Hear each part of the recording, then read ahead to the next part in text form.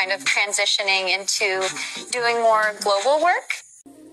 I shine so bright, you might go blind. Shenna Talks. Like and subscribe. Liza Soberano reclaiming her story.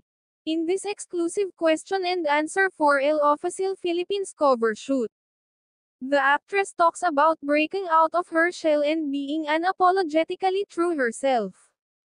Ang ganda at ang talino talaga ng isang Liza Soberano. She's a kind of transitioning into doing global work. She loves dog. She loves animals. She loves food and of course she loves life. Tinanong naman siya about, what's common misconception about you? At ito ang sagot niya.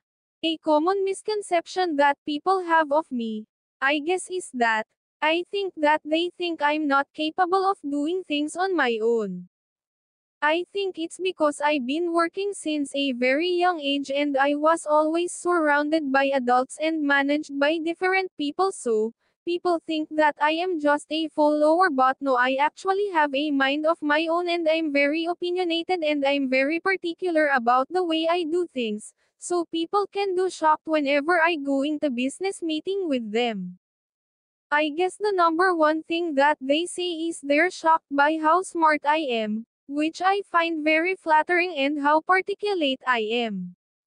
At tanong uli sa kanya, what advice would you give your younger self? At ito ang sagot niya, just to be yourself, and to not be afraid to speak up.